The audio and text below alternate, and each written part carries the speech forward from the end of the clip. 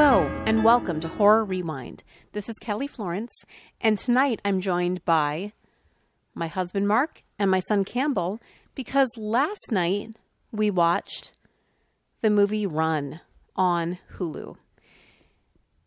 If you have listened to the podcast, you know that Anish Giganti wrote and directed, or maybe just wrote, I'm not sure, now that in retrospect, the movie Searching with John Cho, which was a found footage style movie, which I loved.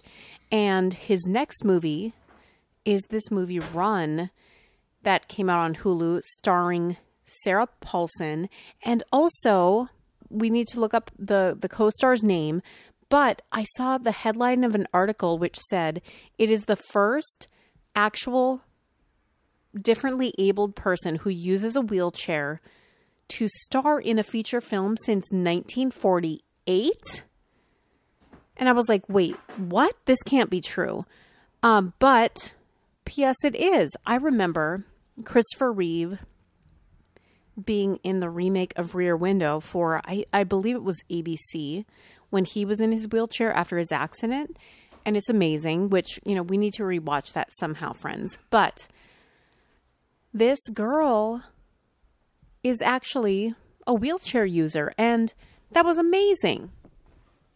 Yeah, I guess I haven't really seen a horror movie with a differently abled person who has to use a wheelchair before. So it's nice to finally see a movie with a differently abled person in it.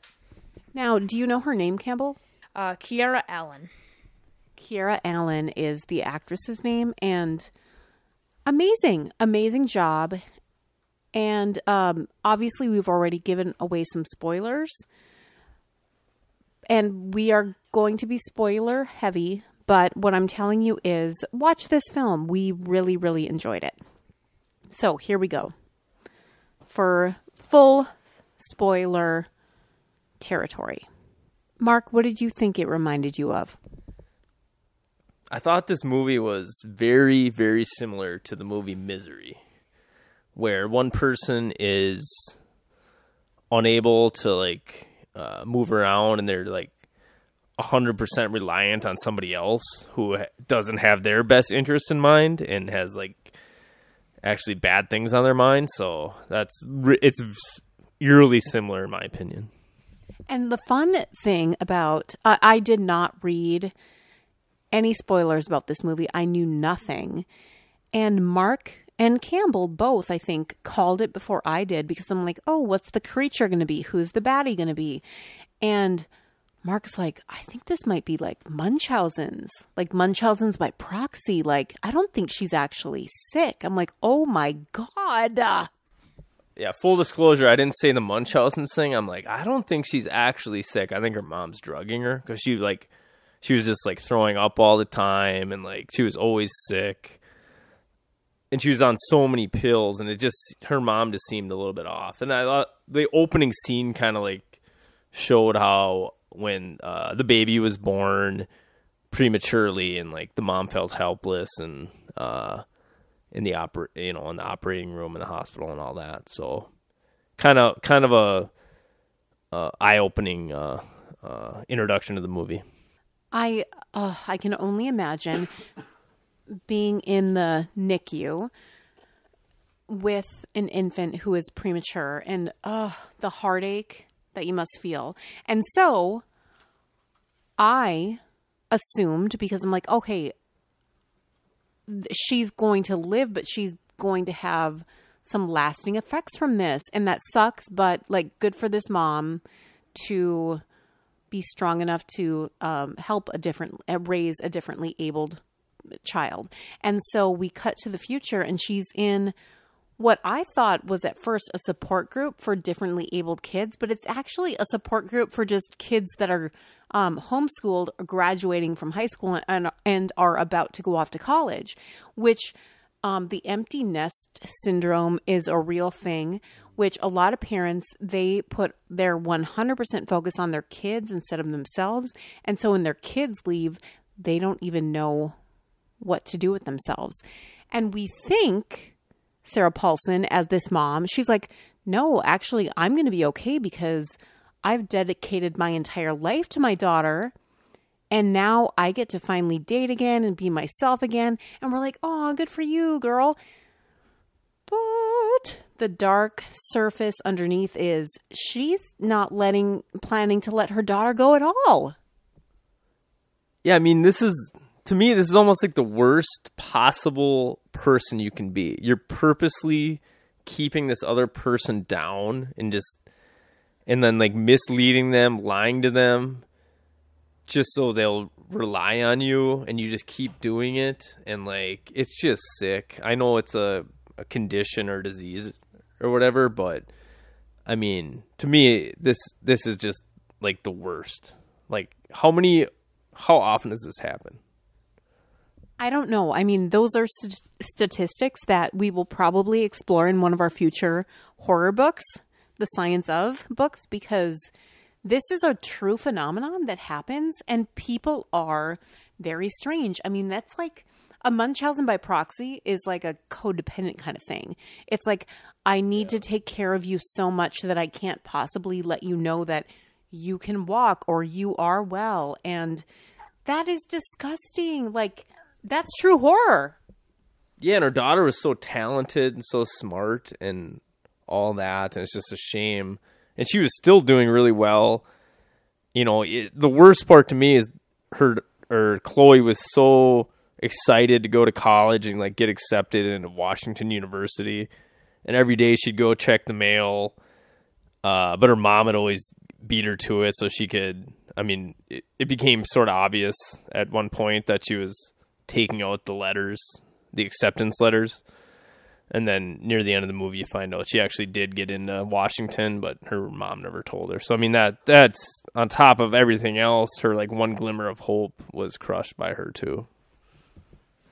And another thing I like about the movie is near the beginning, when I guess Chloe is starting to figure out what's going on, so pretty much, yeah, the mom is giving her these pills, and she's starting to think that maybe these pills don't actually do anything. And another part of the movie is that they live out in the country, they have bad internet. Chloe doesn't even have a phone. Well, she has a phone, but it's not a smartphone. It's just one of those old... Landline. It's just, yeah, it's a landline. See, Campbell's like, what is that even called? It's a landline. Back in my day, we'd call the operator and tell him we wanted to call Ernest down the street, Campbell. Oh, boy. Yeah, so they only have a landline. They have a computer for school, but like I said before, they're out in the country, so the internet's slow. And she's trying to figure out, or, well, I guess before that, she finds this pill bottle with the mom's name on it. So she's confused on what it is. So she's trying to figure it out. And then at night, she sneaks down to, the living room where the computer is to try to look it up, and the internet isn't there. And then it fades out, and the mom is just sitting at the living room table, which is super creepy. And then what ends up happening is she ends up just calling a random number to have them Google it for them. And pretty much she calls this guy, and she asks them to look up the name of this pill. I don't remember its name. It's like Troxin? Yeah, like something like that. And they look it up, and a nice, bit of, would it be symbolism? I don't know. What happens is, pretty much, the guy finds it, and it says, it's good for, it helps with, heart failure and organ failure or something. And she has him look at images, and then she asks, what color the pill is. And her pill that she's been given is, it's grayish green. And what happens is they cut out to the mom who's out in the garden, and where the pill was, she's picking a red tomato, and then they go back inside and the phone's down, and the guy says a small red and yellow pill, and her pill is green and whitish gray.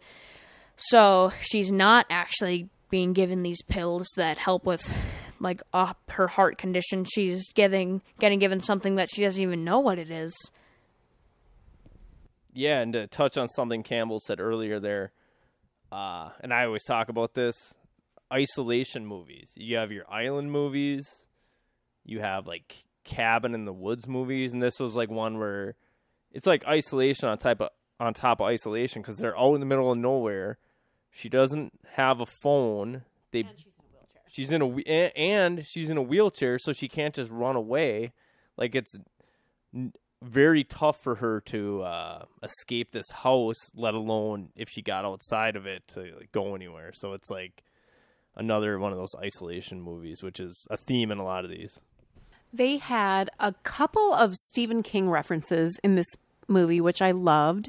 They talk about Dairy Maine, which, you know, we have a Dairy Maine sign on our wall in our dining room in a reference to Stephen King, of course, and specifically it. But also it's like a hostage situation and captor where you have to play along so they don't know that you know, but at the same time you need to keep making moves in order to try to get one step ahead of them. Yeah, that's where I thought it was almost like a chess game between the mom, or Diane and Chloe. Diane's the mom, Chloe's the daughter. Where like, oh, what's Chloe gonna try to do? Go on the internet? Okay, I'm gonna turn that off, or I'm gonna shut down her chair thing to go down the stairs so she can't get down the stairs. So it was like they were both trying to think like a couple moves ahead, or like they go to a movie and she ends up going to the. Yeah, Chloe says she has to go to the bathroom, and she goes across the street to the pharmacy to talk to the pharmacist. That was a really cool scene. Just things like that.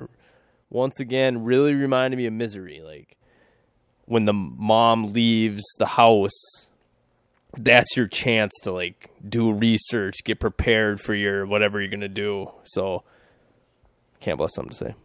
Yeah. Touching on what you said about when she goes across to the pharmacy, when she does go across to the pharmacy, she takes, I guess, that greenish, grayish, whitish pill that I was talking about before to the pharmacist where they get the pills from to figure out what it is. And they go there, and the pharmacist won't let her know what it is because... confidentiality. It's under her mom's name. And then... she asks why Chloe's trying to do this, and she says, a scavenger hunt, I think it was? Yeah, a game. And then, she says the game, and then she says, and then eventually the pharmacist says, I think this is a trick question because your mom got these prescribed for your dog, and the thing is, they don't have a dog. So, and the pill that Diane is giving Chloe is dog medicine, and she figures out what it is, and it's I guess a pet painkiller pretty much, and Like a muscle relaxant. Yeah, a muscle relaxant. That's what it is for like pain. So what happens is by now the mom is trying to figure out where Chloe went because she's getting worried. So she comes across the street to the pharmacy and she's looking around. So Chloe asks, like, what would happen if you gave a human this pill?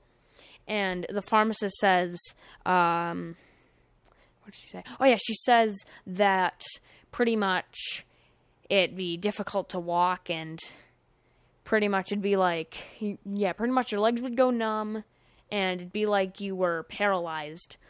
And that's when we realize maybe Chloe's not actually paralyzed. Maybe she can actually walk, but the mom's just giving her this pill so she can't. Yeah, and then that comes into the thing where right at that moment, Diane came in. It's like, oh, she's on these new medications that are like messing with her mind, and I think she even like she injected her with some stuff, a tranquilizer. So it's this thing like the daughter's powerless, the mom knows all. It's like, oh, she's crazy. She's on these new medications. So it's a very helpless feeling, especially from the point of view of the audience, knowing everything that's going on. So another point I want to make, which makes this like another level of creepy, is like if you're sick and you're a kid and your mom gets you medicine, you inherently trust your mom that she's in your best interest. So, I mean, why would you question that your mom is trying to hurt you? Oh my goodness. Like, here's, like, I can audibly, physically, olfactorily, which is like smell, olfactory, sorry.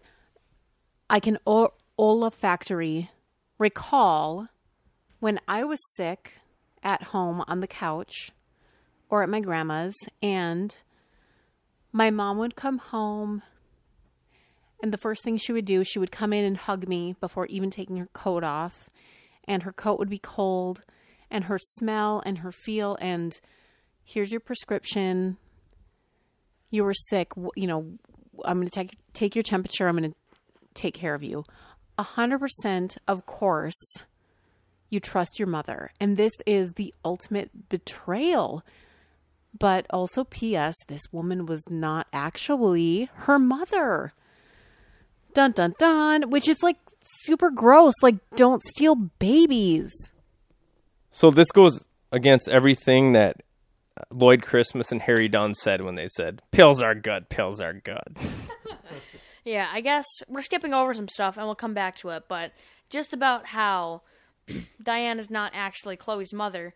I guess later on in the movie, I'm not going to say it all, pretty much some stuff happens, and now the mom has Chloe, has her wheelchair chained in the basement, and it doesn't have one of those like machines to go up and down the stairs, so she's pretty much trapped up there unless she's able to crawl out. And when she's out there, when she's down there, she gets out of her wheelchair so she can move around better. And what happens is she finds these boxes full of letters and stuff, and I think one of the first things she finds is the acceptance letter into the University of Washington. So that makes her pretty angry because it was her dream to go there. Like, her room is just covered up with, I guess, like the W for University of Washington and purple and gold for the school colors. She even has a University of Washington blanket on her bed. And she's down there and she's looking through another box, and she finds something kind of weird. She finds this certificate of death for a little girl named Chloe. Time of death, 2 hours, 11 minutes. And then that's when, I guess, we as the audience realize that this isn't the same Chloe as we saw before. And then she goes even more, and there's a news article saying, baby snatched from local hospital, showing, I guess, a mother and a father getting interviewed, and the mother is crying. And then we realize that these are her actual parents, and this woman has just snatched her from the hospital because I guess she wanted a daughter because her other daughter died from, I guess, being born premature, and she gave her these pills probably so she could, I don't know, take care of her longer? I think that's it. Yeah, she wanted to take care of her because I guess that's kind of all she wanted to do after that first child died. Campbell, you get it. You get it 100%. And so what I love about Chloe, which is actually not her real name, because is it Diane or Rachel? I can't. It must be Rachel. Diane's the mom. Okay, Rachel. I don't even know. But what I'm telling you is, what I love about her is that she has a science background, and she has been building robots and technology, and it comes into play. And we even looked at each other at one point, Mark, and I'm like, she's like MacGyver. I was thinking exactly the same thing. I mean, she was literally the MacGyver of like escaping a house when your mom is like drugging you. Like, she had the special little hand tool like thing that she could reach up high and like grab stuff. So she like grabbed the pills. She knew the science behind like breaking a window with these like water? Because she had water and yeah, she like broke out of. She had to, because her mom locked her in a room, and she knew she was going to try to kill her. So she got onto the roof, went across, put some kind of, I don't know, thing into the window, and then she spit water on it, and the whole thing shattered. So, I mean, yeah, her intellects really got her far. But, I mean, then she had to try to get down the stairs when her mom shut the chair off to go down the stairs. So she literally, like, went down and, like, broke her arm. It's just, yeah, it was a couple great scenes there. There were a couple more references. There was a Bates reference, which I was like, oh, that's a Psycho reference to Bates Motel. Somebody's last name was Bates, or they mentioned Bates. And then also they talked about fake news. And I saw today on Twitter that John Cho was starring in a fake movie within the movie, which, you know, John Cho starred in Searching, which was this writer-director's first feature. So that was pretty cool. Now, Mark, you had a logistical question, like, and you even said it to me during the movie, and Campbell mentioned this already, but like, she discovers the death certificate for Chloe. And you're like, if there was a death certificate issued, wouldn't she already have a social security number? And what about this other baby and whatever? And I'm like, just go with it. I don't care. Yeah, I mean, I just saw at the time because there was this death certificate within all these papers and stuff for her Diane's actual baby. So I don't know, like, did she just never file the death certificate, or like, I don't get the logistics behind that, because I'm assuming that the person we know as Chloe took on that identity.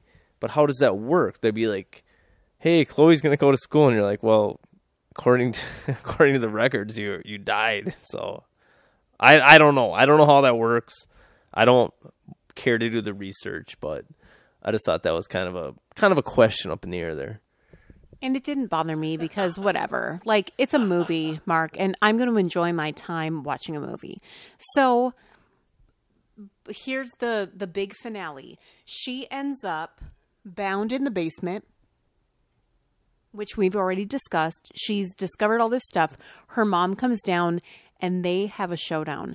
She ends up going into this room. She locks herself in there. And we're like, what choice is she going to make right now? She chooses to die by suicide. For what reason do you think, Campbell? She probably didn't want to, I guess she wanted to have, like, the last, I don't know, like, the last word? I guess the last word in that, like, you don't get to kill me, I'm going to kill myself. But then what actually happens is she wakes up in the hospital, because I guess the mom called 911. Yeah, the mom probably called 911. Oh, yeah, because Chloe says, you can't live without me, boom, boom, boom. And she called her bluff. Like, you won't kill me or let me die because you need me too much. Yeah, so, yeah, then she wakes up in the hospital, and then I guess some stuff happens. Oh, yeah, she wants to write down that, like, the mom, well, first she wants to say that the mom's evil, but the thing is, she still has, like, a what is it, like a life support thing, or a breathing? She still has a breathing tube, intubated thing down her, I guess, down her, what'd it be? Throat. Down her throat. So she can't talk, so she has to write it. So she asks for the nurse's pen, but she's, I guess, an adolescent who attempted suicide, making her a high-risk patient. So the nurse gives her a crayon instead. So she starts writing. She manages to write down mom, but then there's like a code blue, patient in critical condition. And at this point, we're pretty much thinking, did the mom, like, do something to cause a distraction? Like, yeah, the mom's so much of a monster that she, like, went into some random person's room and, like, probably just ripped out a bunch of tubes to, like, cause a code blue. So she could kidnap her oh my god, it's just the worst person ever. I know. And so the nurse does come back eventually and see that Chloe, I'm just going to call her Chloe, wrote mom, and they figure it out. And these, like, police cops, which are, I don't want to... Security guards. Okay, sorry. What I was gonna say, no. Police cops? These hospital cops, which I don't want to compare to mall cops, but they're not like guards. they're security guards. Okay, so, but I'm just saying it's like Paul Blart level. It's not like real law enforcement, right? Yeah, I would put these guys between like your backwoods sheriff and like a SWAT team member. So, I wasn't like totally convinced that they could like take down this mom, but they did. And P.S., she does not die. She had a gun too. Like, she was ready. The crux of the whole thing was that she was about to leave, but they got up to stairs and an escalator, and the escalator was out, so she couldn't go down the stairs with her daughter. Well, she wanted to go down the stairs, but then Chloe, she hasn't taken her pills in a while, and the actress actually is, I guess, differently abled, I think? Yeah, differently abled. So she actually can't move her feet in real life. So I guess they send in, like, an extra to show that she, like, blocked the wheels with her feet, so then she can't move. And then the security guards arrive with their guns because she's trying to kidnap someone. And then she pulls out a gun and says, like, we're going home. And then it goes into slow motion, and the mom gets shot in the left arm and falls down the stairs. Yeah, you think, like, she might be dead, but we cut to how many years in the future? 7 years later. Yeah, it is. I remember. It's 7 years in the future, and I guess... I don't remember. Is her name still Chloe, or is she... I'm just going to call her Chloe because I don't remember if she changed her name or if she's going to keep that. She goes to, like, this prison. Chloe goes to this prison, and we see that she can actually walk using this... I don't know what to call it. It's like a cane, and she like puts something around her legs or something. She puts like a brace around her legs. She uses a cane to go through the metal detector, and she's visiting her, I guess, it's weird because it's not her mom, but in that conversation she calls her mom. So I don't know what to call her. So I thought the dynamic in this scene was pretty cool because the power had completely shifted. Like, the mom was laying back, like, in this bed all, like, helpless, and, like, with this long, gangly hair, and just, like, and Chloe was just, like, completely in control, and, like, kind of, like, talking down to her mom about how good her life was now, and her mom's life is just terrible, so I did appreciate the final sequence. Yeah, and the movie ends with Chloe snuck in some of those, I guess, greenish, grayish, whitish pills that the mom had been giving her. And then it ends with her pulling them out and then say, open wide. So I think she's going to give the pills. Yeah, so she's going to give the pills to the mom. So then she pretty much becomes paralyzed and no one's going to know. But then you were talking about how that's not a good idea because... Well, it just hit me now that maybe... I don't know how often Chloe visited her mom. Maybe they said, like, she hasn't seen her in a long time. But has she been doing this for a long time? Like, bringing these pills in and giving to her? To me, that would kind of change my opinion of the end, but... I mean, I think probably... I think that's what it insinuated. What do you think, Mark? It just hit me now that could have been what was happening. But to me, the quote-unquote win in this situation is that Chloe has such a great life and her mom's life sucks. To me, that's enough of a win. Take the high road. You don't have to go low and drug your mom who's in prison. Just tell her how great your life is. But maybe her life sucks so much because Chloe has been drugging her. Whoa! That's true. I mean, she's pretty much like catatonic, laying in a bed, like just with no response. I don't even think she talks in that last scene, does she? No. Okay, so listen, friends. We need to rate this movie on a scale of 0 to 10. I have an idea for a scale. How about, like, pill bottles that the mom is giving her, like, full of pills? or I guess those, or like the green pills. Either that or the pill bottles. What should we go with? We'll do the pills themselves. Yeah. 0 being you hated it. 10 being you think it's a perfect movie. Campbell, how many pills do you give Run? I give it 10. I think it was a good movie. I haven't, like I said at the beginning, I haven't seen a movie like this before, with a person who's differently abled, having to get away from someone that they depend on and feeling helpless, and then at the end, then they have all the power. It was a really good movie. I really enjoyed it. I'm going to give it a 9 green pills out of 10. I would give it a 10, but I felt a lot of tones of misery in this, which is good, but to me, it's not quite original because it was so similar. But no, I really enjoyed it. I would strongly recommend it. The dynamic between the mom and the daughter was pretty cool to see, and like you feel so helpless and so uncomfortable knowing what her mom is doing to her, especially before like she realizes what's going on. And even after Chloe figures out what's going on, like she's pretty helpless. She really can't go anywhere. She's totally reliant on this one person. Nobody really believes her. We didn't really talk about that mailman scene very much, but if I can talk about it now for a minute. Do it, King. You are the usurper of going on rants during the rating, and do it, King, because we have not talked about it. So, I mean, as if Diane wasn't a terrible enough person, her daughter, who she's planning on killing when she gets home, has managed to escape the house and get the attention of the USPS guy who, God bless you. We thank you for everything you've done in the last couple of weeks. Yep, heroes.